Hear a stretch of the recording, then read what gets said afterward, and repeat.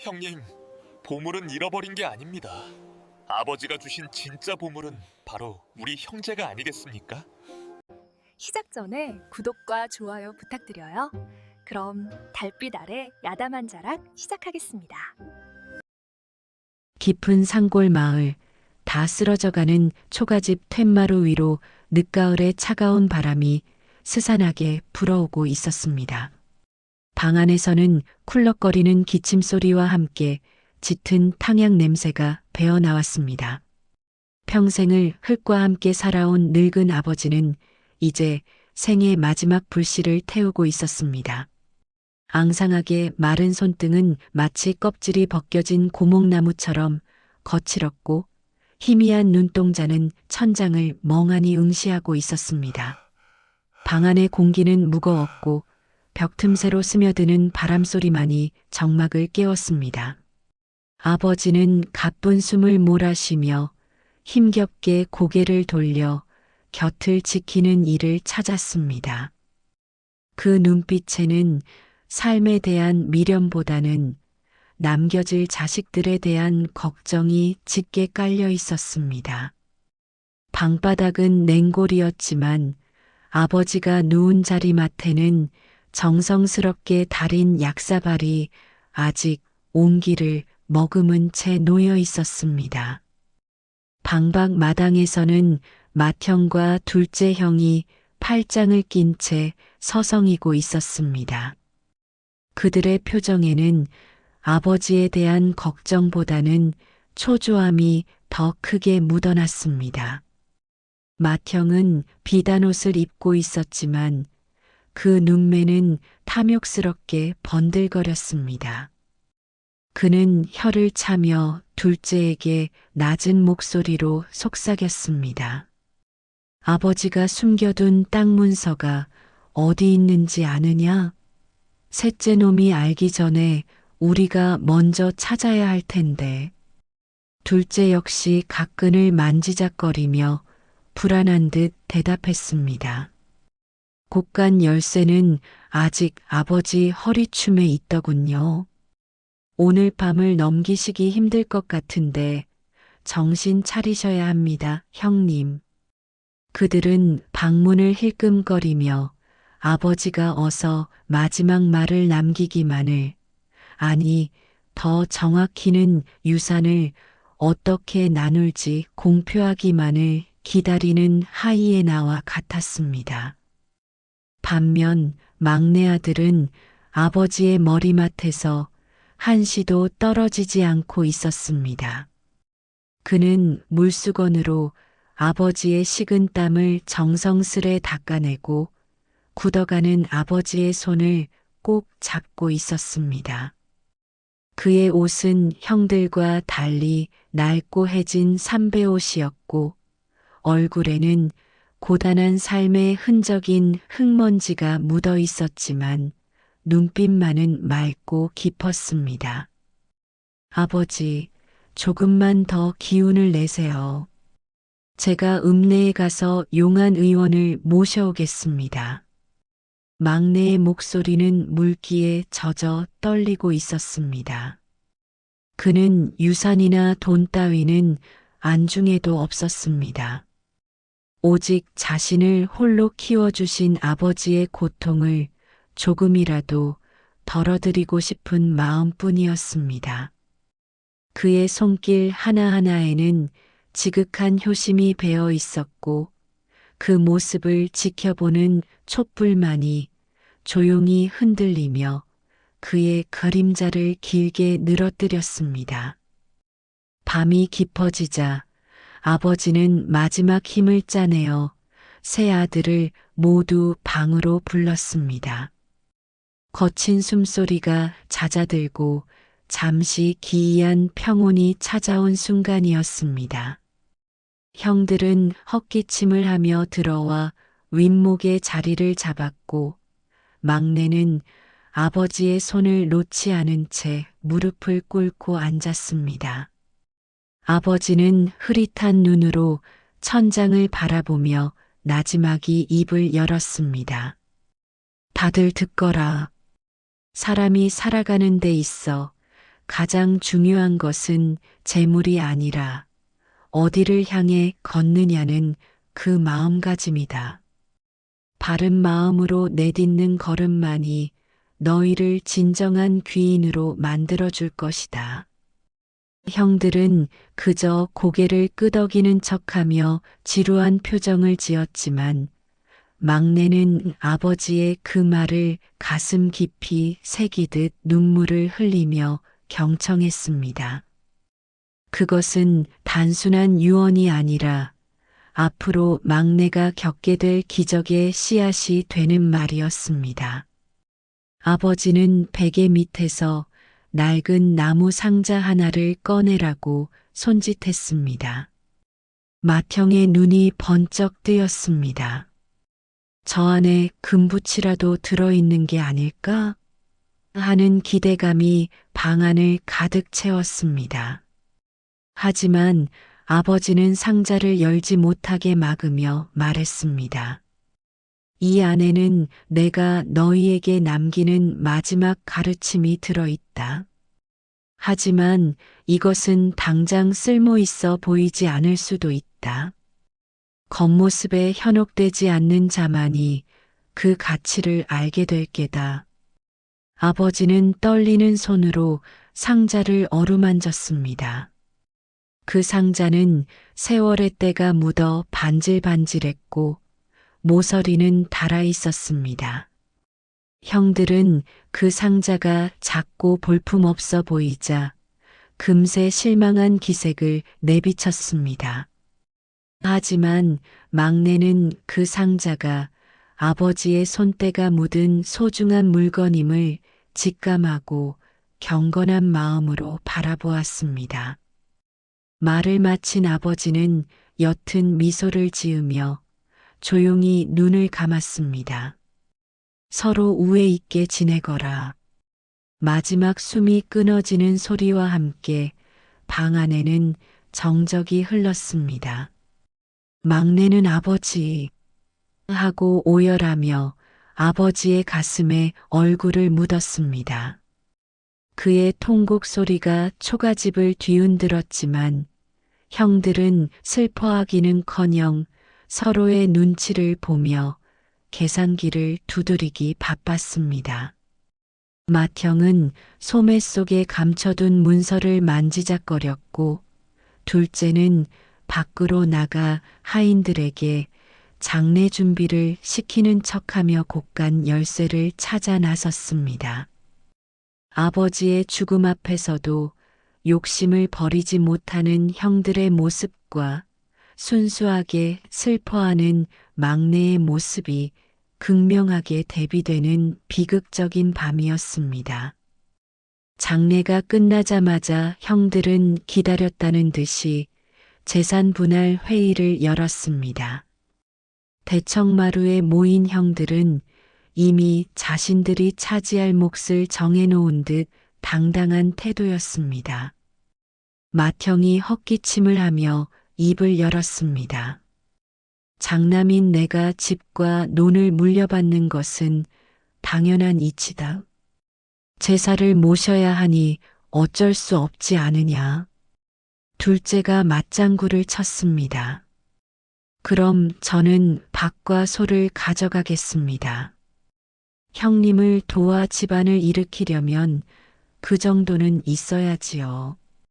그들은 마치 막내가 그 자리에 없는 사람인 양투명 인간 취급을 하며 대화를 이어나갔습니다. 막내는 구석에 쭈그리고 앉아 아무 말도 하지 못했습니다. 그저 형들의 처분만을 기다릴 뿐이었습니다.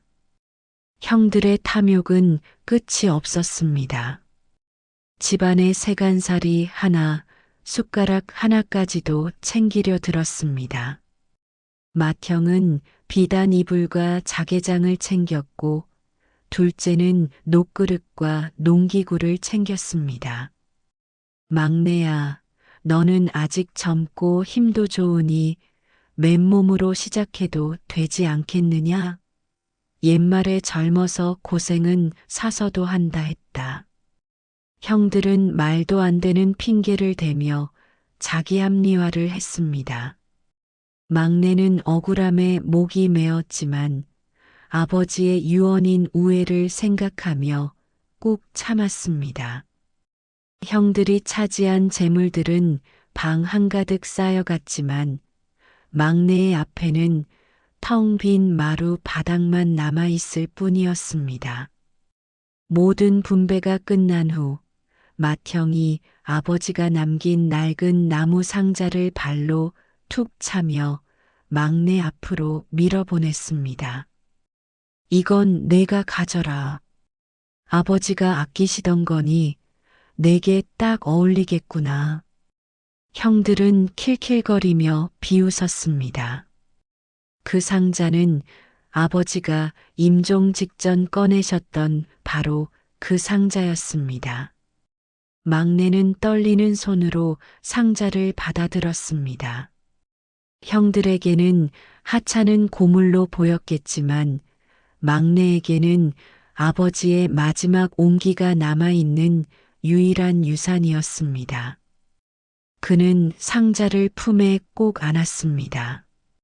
억울함과 서러움이 북받쳐 올랐지만 한편으로는 아버지가 왜 이 상자를 남기셨을지 궁금함이 일었습니다.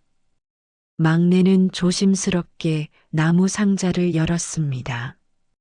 그 안에는 금은 보화는커녕 지푸라기로 엮은 아주 낡고해진 집신 한 짝만이 덩그러니 놓여 있었습니다.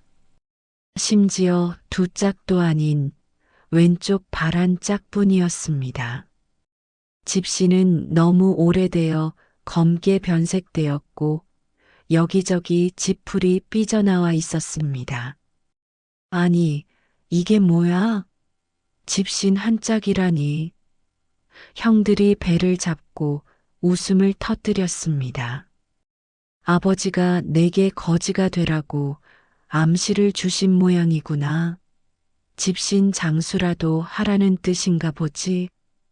형들의 조롱 섞인 웃음소리가 마당을 울렸습니다.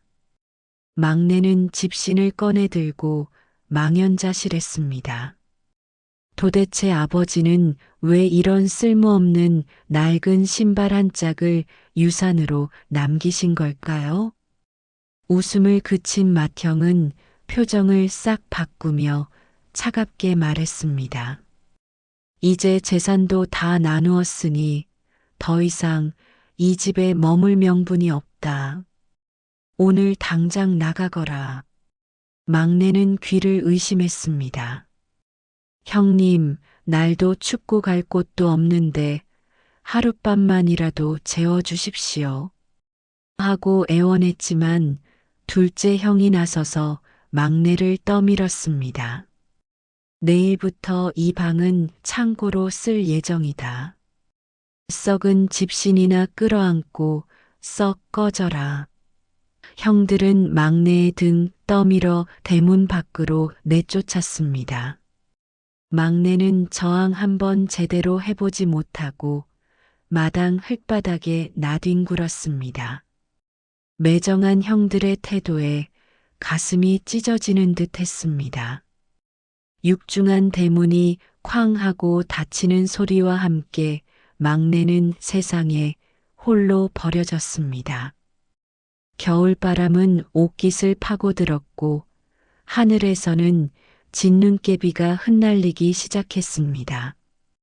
막내는 품에 안은 낡은 집신 한 짝과 신고 있는 너덜너덜한 집신을 번갈아 보며 한숨을 쉬었습니다. 아버지, 정말 이것이 제게 주신 전부입니까? 갈 곳 잃은 막내는 정처 없이 걷기 시작했습니다.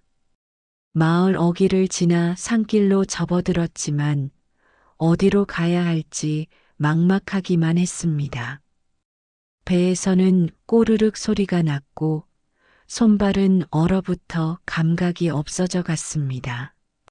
세상 모든 것이 그를 버린 것만 같은 절망적인 밤이었습니다.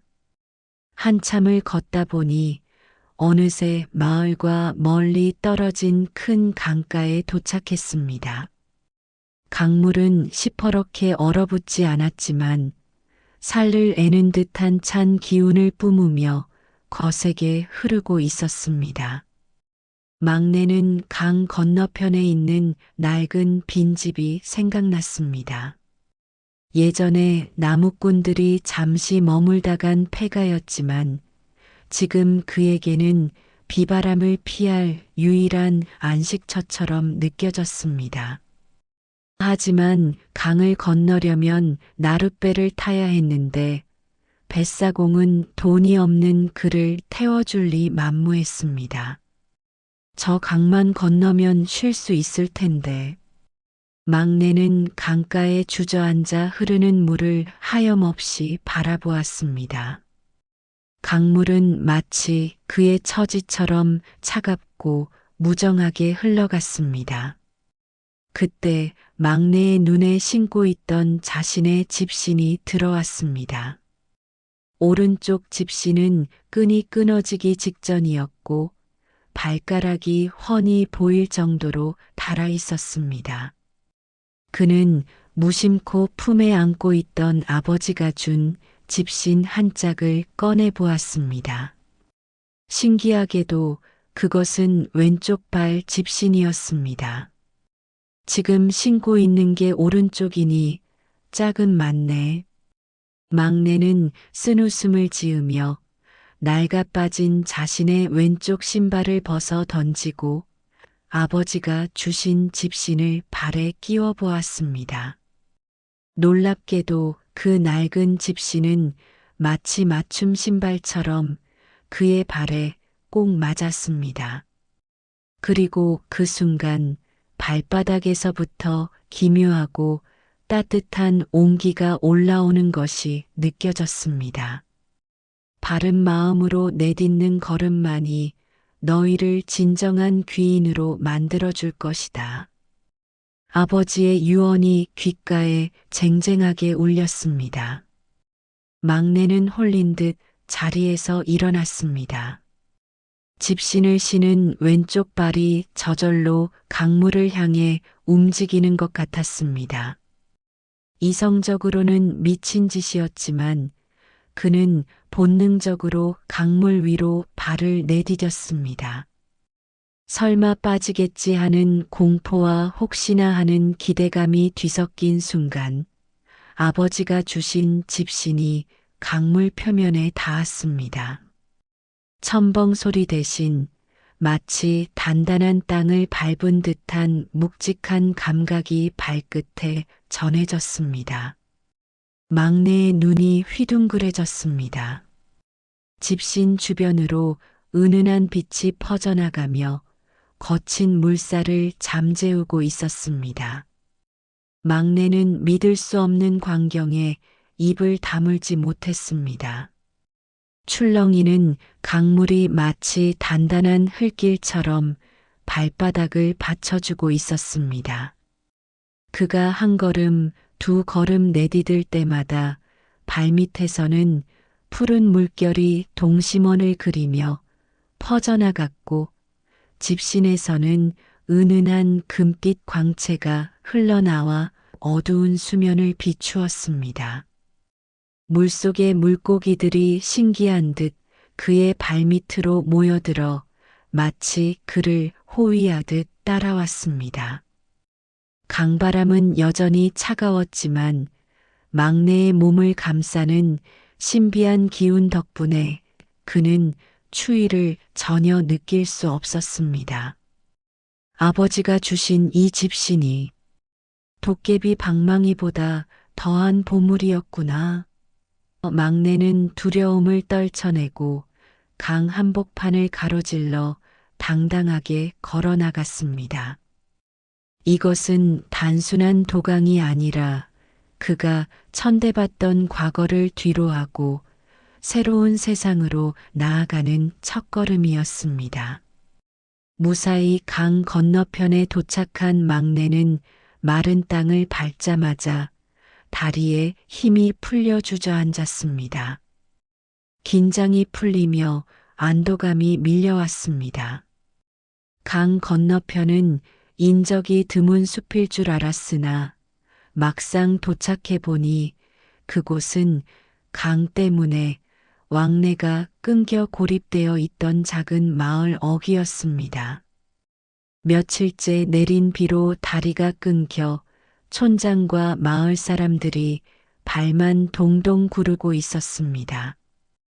그들은 강물 위를 걸어온 막내를 보고 귀신이라도 본 듯 놀라 뒷걸음질 쳤습니다. 사람이 물 위를 걷다니 용왕님의 사자가 틀림없다. 마을 사람들은 막내 앞에 납작 엎드려 절을 하기 시작했습니다. 막내는 당황하여 그들을 말렸지만 사람들의 눈에는 경외심이 가득했습니다. 마을 촌장은 막내를 귀한 손님으로 대접하며 따뜻한 방과 음식을 내어주었습니다. 며칠 굶은 막내는 김이 모락모락 나는 쌀밥과 고깃국을 허겁지겁 먹었습니다. 촌장은 조심스럽게 물었습니다. 저 강 건너 읍내에 약을 구하러 가야 하는데 물살이 너무 거세 배를 띄울 수가 없습니다. 혹시 도련님께서 도와주실 수 있겠습니까? 막내는 배부르게 먹은 값도 할 겸 무엇보다 공경에 처한 이들을 돕는 것이 아버지의 뜻이라 생각하여 흔쾌히 고개를 끄덕였습니다. 그는 다시 집신을 고쳐 신었습니다. 이제 이 낡은 집신은 부끄러운 유산이 아니라 남을 도울 수 있는 강력한 힘이 되었습니다. 막내가 약을 구하러 다시 강으로 나갔을 때 강가 바위 위에서 하염없이 울고 있는 백발의 노인을 발견했습니다. 노인은 강물을 향해 손을 뻗으며 애태우고 있었습니다. 아이고, 내 평생 모은 전 재산이 든 주머니를 저 소용돌이 속에 빠뜨렸으니 이제 어찌 산단 말인가. 그곳은 물살이 너무 빨라 아무도 접근할 수 없는 위험한 구역이었습니다. 막내는 그냥 지나칠 수 없었습니다. 그는 조용히 노인에게 다가가 말했습니다. 어르신, 제가 한번 찾아보겠습니다. 노인은 막내의 남루한 행색을 보고 고개를 저었지만 막내의 눈빛은 확신에 차 있었습니다. 막내는 거침없이 소용돌이 치는 물 위로 걸어 들어갔습니다. 집신의 신비한 힘은 거친 파도조차 잔잔한 평지처럼 만들어 주었습니다. 노인은 눈을 비비며 그 광경을 지켜보았습니다. 막내는 물 위를 걸어 소용돌이 중심까지 간 뒤 물속을 뚫어지게 응시했습니다. 신기하게도 집신을 신은 그의 눈에는 흙탕물 속이 맑은 유리처럼 투명하게 보였습니다. 바위 틈에 끼어 있는 붉은색 비단 주머니가 보였습니다. 그는 허리를 굽혀 손을 물속에 넣었습니다. 팔은 젖었지만 발은 여전히 단단하게 수면을 지탱하고 있었습니다. 막내가 주머니를 건져와 노인에게 건네자 노인은 넙죽절을 하며 감격의 눈물을 흘렸습니다. 도사님, 정말 감사합니다. 이 은혜를 어찌 갚아야 할지요. 노인은 주머니에서 엽전 꾸러미를 꺼내 살해하려 했지만 막내는 손사래를 치며 거절했습니다. 아버지가 남기신 뜻을 따를 뿐입니다. 그러자 노인은 의미심장한 미소를 지으며 말했습니다. 자네의 그 집신, 보통 물건이 아니구먼. 주인의 마음이 탁해지면 그 힘도 사라질 것이니 부디 초심을 잃지 말게. 그 노인은 사실 평범한 사람이 아닌 강을 지키는 물의 정령이 변신한 모습이었으나 막내는 그 사실을 알지 못했습니다. 이 만남은 막내에게 앞으로 닥칠 시련을 예고하는 중요한 경고였습니다. 막내의 이야기는 삽시간에 퍼져나갔습니다. 강 위를 걷는 청년이라는 소문은 인근 고을까지 들썩이게 했습니다. 사람들은 막내에게 강을 건너게 해달라, 물에 빠진 물건을 찾아 달라, 깊은 곳에 있는 큰 물고기를 잡아 달라며 몰려들었습니다. 막내는 그들의 부탁을 들어주며 쌀과 옥감, 엽전을 조금씩 받았습니다. 어느새 그는 마을에서 없어서는 안 될 귀한 존재가 되었습니다. 폐가였던 그의 거처는 마을 사람들이 십시일반 도와준 덕분에 번듯한 기와집으로 변모했고 그의 낡은 옷도 깨끗한 새 옷으로 바뀌었습니다. 하지만 그는 여전히 발에는 그 낡은 집신 한 짝을 신고 다녔습니다. 막내는 강 위를 산책하는 것을 즐기게 되었습니다. 남들은 배를 타고도 힘겹게 건너는 강을 그는 뒷짐을 지고 유유자적 걸어 다녔습니다. 때로는 강 한가운데 멈춰서서 수면 아래를 헤엄치는 잉어떼와 눈을 맞추기도 하고 강물 위에 앉아 달구경을 하기도 했습니다. 세상의 모든 이치가 그를 돕는 듯 했습니다.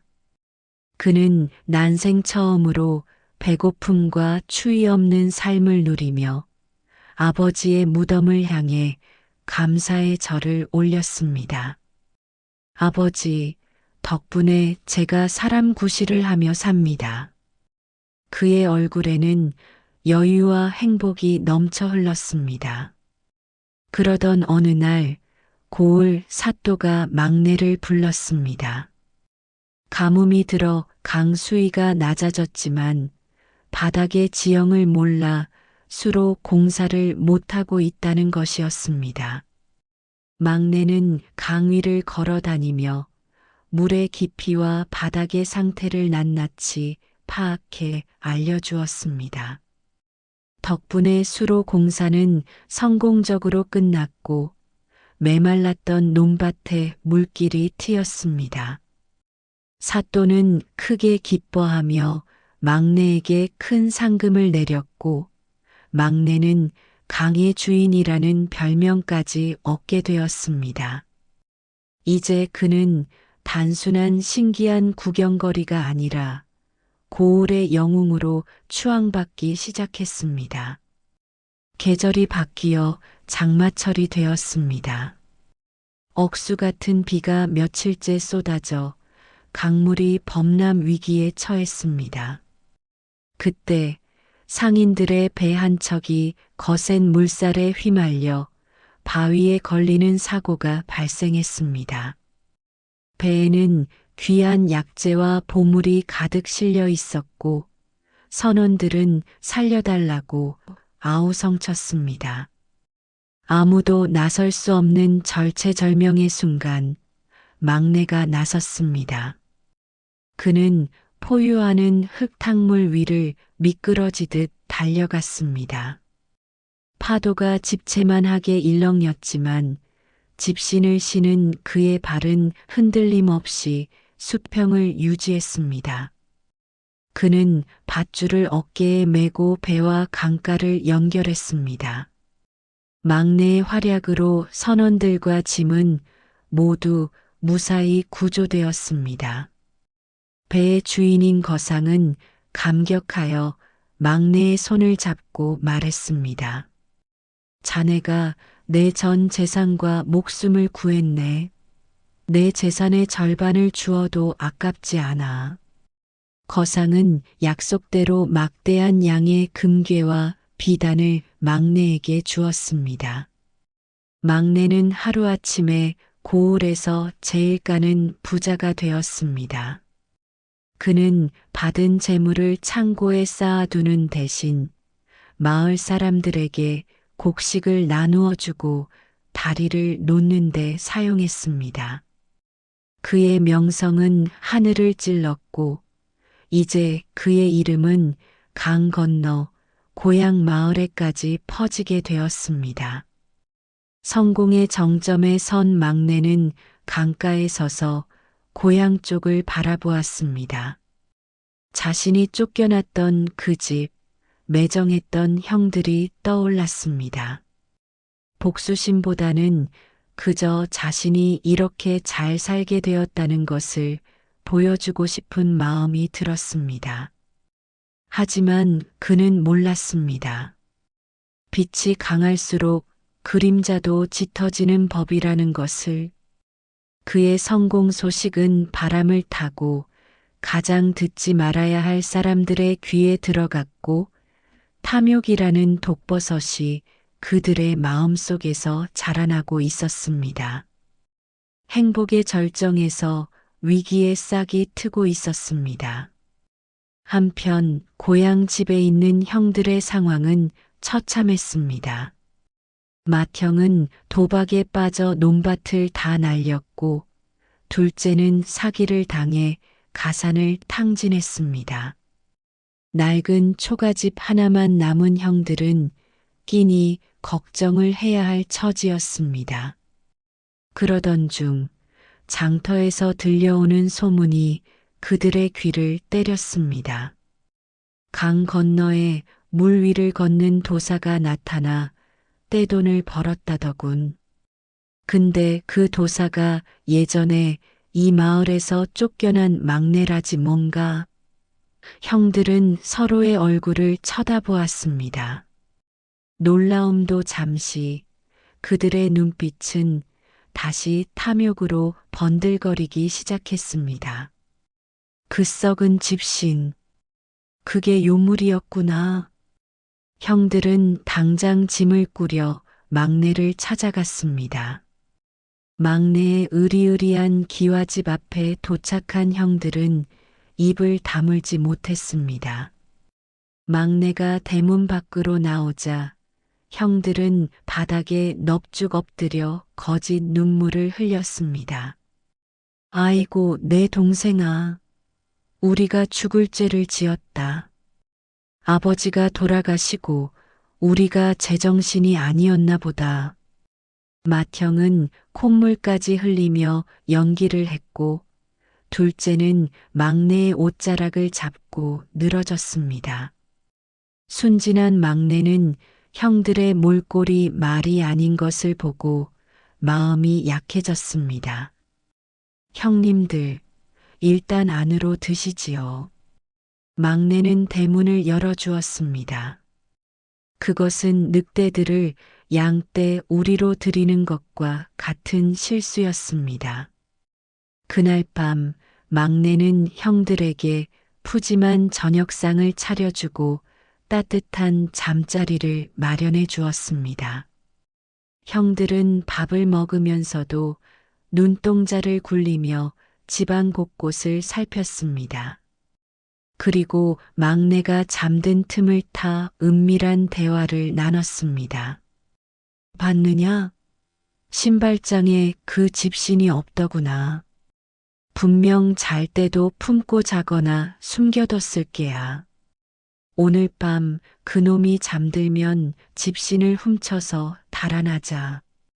그 신발만 있으면 우리도 팔자를 고칠 수 있어. 형들은 막내의 방문 앞에 서서 섬뜩한 미소를 지었습니다. 창호지 문 너머로 막내의 고른 숨소리가 들려오고 형들의 그림자가 검게 드리워졌습니다. 새벽닭이 울기 전 가장 어둡고 고요한 시각이었습니다. 형들은 살금살금 막내의 방으로 스며들었습니다. 막내는 고단했던지 세상 모르고 깊은 잠에 빠져 있었습니다. 맏형은 조심스럽게 막내의 머리맡을 뒤졌고 둘째는 장롱을 뒤졌습니다. 마침내 막내의 베개 밑에서 낡고 해진 집신 한 짝이 나왔습니다. 찾았다. 형들은 소리 없는 환호성을 질렀습니다. 그 집신은 어둠 속에서도 희미하게 신비로운 빛을 내뿜고 있었습니다. 형들은 막내가 깰세라 집신을 품에 안고 도둑고양이처럼 방문을 빠져나왔습니다. 막내는 자신의 모든 것이나 다름없는 보물을 도둑맞은 줄도 모른 채 잠들어 있었습니다. 믿었던 혈육에게 가장 소중한 것을 뺏기는 비극이 시작된 것입니다. 형들은 뒤도 돌아보지 않고 강가로 내달렸습니다. 숨이 턱 끝까지 찼지만 집신을 차지했다는 기쁨에 다리는 멈출 줄 몰랐습니다. 강가에 도착한 형들은 서로 먼저 집신을 신어보겠다며 실랑이를 벌였습니다. 내가 장남이니 먼저 신어보는 게 순서다. 무슨 소리요? 훔쳐내자고 한 건 나였소. 옥신각신 끝에 결국 맏형이 집신을 낚아채 자신의 발에 구겨 넣었습니다.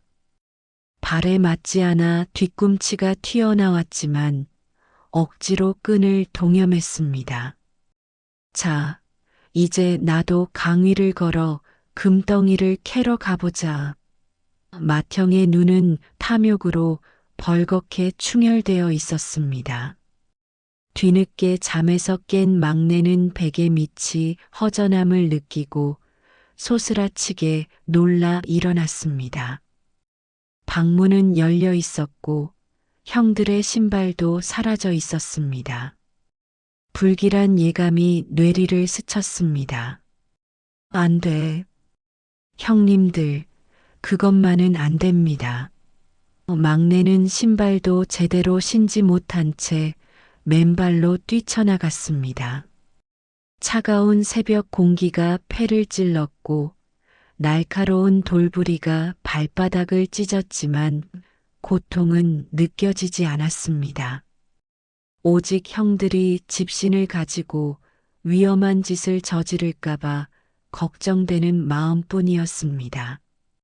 강가에 다다랐을 때 그는 멀리서 형들이 강물로 들어가는 모습을 목격하고 절규했습니다. 형님, 멈추세요. 그 신발은 그렇게 쓰는 게 아닙니다. 막내의 외침은 강바람에 흩어졌습니다. 집신을 신은 맏형은 거침없이 강물 위로 발을 내디뎠습니다.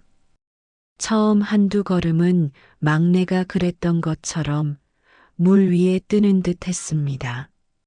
하하, 봐라. 나도 된다. 이제 천하가 다 내 것이다.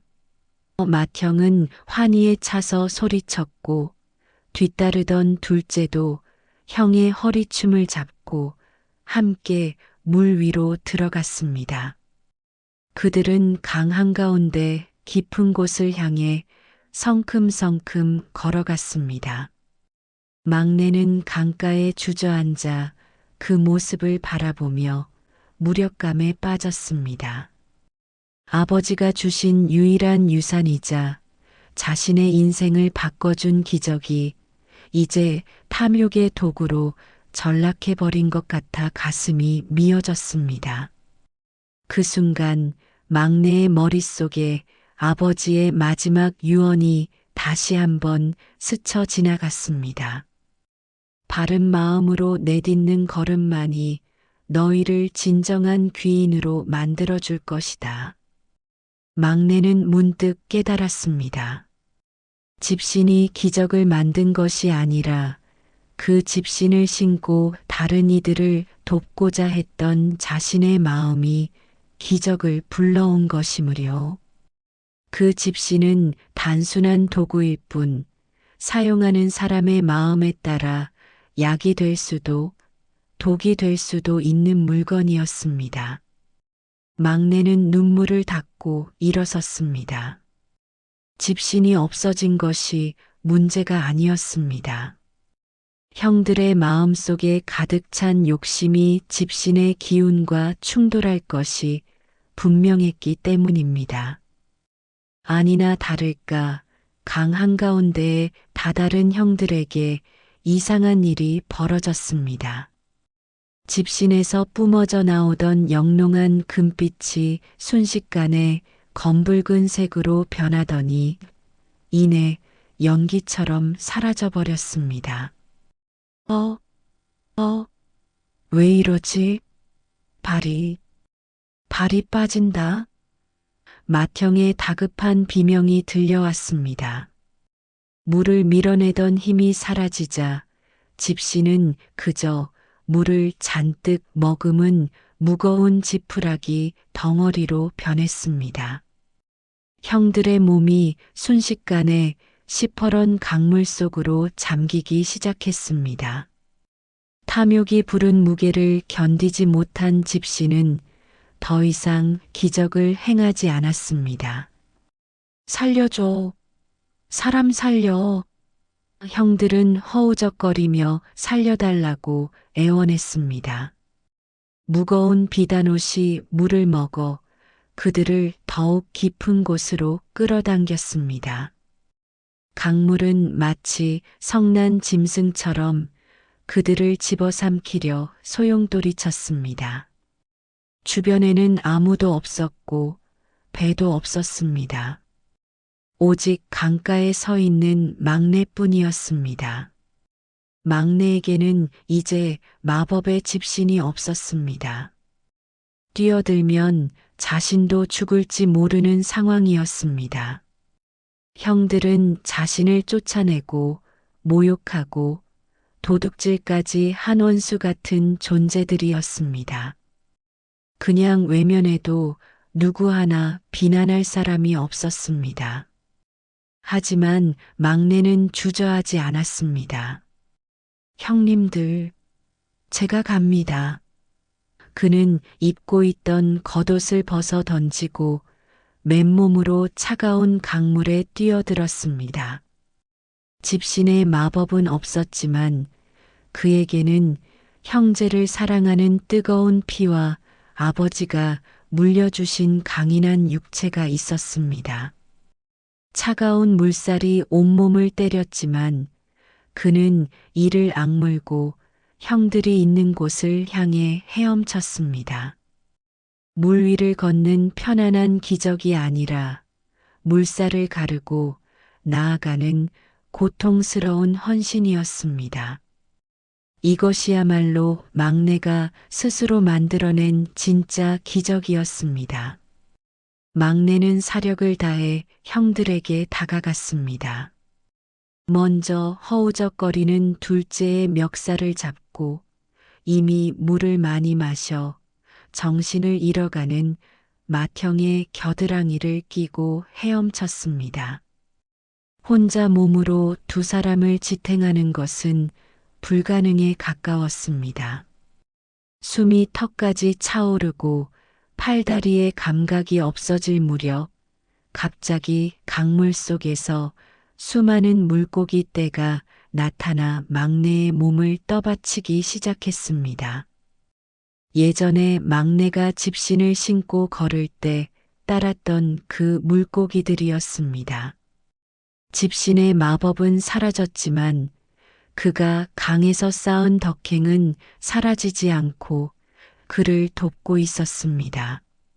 물고기들의 도움으로 막내는 형들을 무사히 강가로 끌어올렸습니다. 세 사람은 젖은 낙엽처럼 강변 모래밭에 널브러졌습니다. 형들은 물을 토해내며 간신히 정신을 차렸습니다. 죽음의 문턱까지 갔다 온 형들은 창백한 얼굴로 막내를 바라보았습니다. 자신들이 버리고 짓밟았던 동생이 목숨을 걸고 자신들을 구해준 사실 앞에 그들은 고개를 들 수 없었습니다. 맏형의 발에 묶여있던 집시는 끈이 풀려 강물에 둥둥 떠내려가고 있었습니다. 이제 그 신발은 빛을 잃고 다 썩어가는 평범한 집신 조각에 불과했습니다. 떠내려가는 집신을 보며 맏형이 털썩 무릎을 꿇었습니다. 아우야, 내가 죽일 놈이다. 그 귀한 보물을 내 욕심 때문에 잃어버렸구나. 맏형은 땅을 치며 통곡했습니다. 그러자 막내는 형의 젖은 어깨를 감싸 안으며 말했습니다. 형님, 보물은 잃어버린 게 아닙니다. 우리가 이렇게 살아서 다시 한자리에 모였으니 아버지가 주신 진짜 보물은 바로 우리 형제가 아니겠습니까? 막내의 따뜻한 말에 둘째 형도 엉엉 울음을 터뜨렸습니다. 그동안의 미움과 욕심이 강물에 씻겨 내려가듯 삼형제는 서로를 부둥켜 안고 오열했습니다.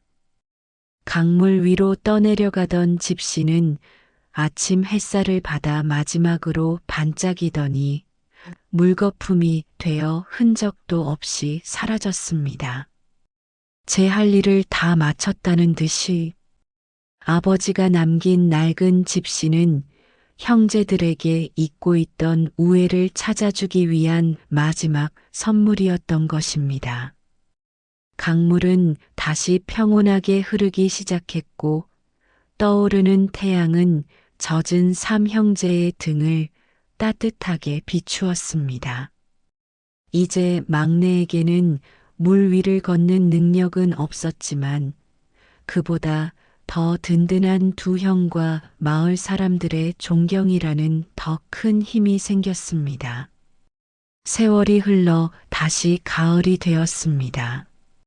막내의 기와집 마당에는 곡식이 가득 쌓여 있었고 맏형과 둘째 형은 땀을 뻘뻘 흘리며 타작을 돕고 있었습니다. 형들은 더 이상 비단 옷을 입고 거드름 피우는 양반이 아니었습니다. 소매를 걷어붙이고 동생과 함께 땀 흘려 일하는 성실한 일꾼이 되어 있었습니다. 형님, 점심 드시고 하세요. 막내가 새참을 내어오자 형들은 환하게 웃으며 달려왔습니다. 그들의 웃음소리가 담장을 넘어온 마을에 퍼졌습니다. 그 어떤 보물보다 값진 풍경이었습니다. 막내는 가끔 일을 하다가 강가를 바라보곤 했습니다. 강물은 변함없이 흐르고 있었고 이제 다리가 놓여 사람들은 편안하게 강을 건너 다녔습니다. 막내는 자신의 발을 내려다보았습니다. 평범하고 투박한 새 집신이 심겨져 있었습니다. 더 이상 빛나지도 물 위를 걷게 해주지도 않지만 막내는 이 신발이 더 좋았습니다. 자신의 두 발로 땅을 딛고 땀 흘려 일구어내는 정직한 삶의 기쁨을 알았기 때문입니다. 그는 하늘을 향해 조용히 미소 지었습니다. 바람결에 아버지의 웃음소리가 들리는 듯 했습니다. 이야기는 여기서 끝이 납니다. 낡은 집신 한 짝이 가져다 준 기적은 결국 사라졌지만 그 자리에 사랑과 우애라는 영원히 사라지지 않는 기적이 남았습니다. 혹시 여러분의 삶에도 낡고 보잘것없어 보이는 것이 있나요? 소중히 아끼고 바른 마음으로 대한다면 그것이 언제 여러분을 물 위로 걷게 해줄 기적의 씨앗이 될지 모를 일입니다. 오늘 하루도 여러분만의 기적을 만드시길 바랍니다. 오늘 이야기가 재미있으셨다면 구독과 좋아요, 알림 설정까지 부탁드립니다. 저는 더 신비한 이야기로 다시 찾아오겠습니다.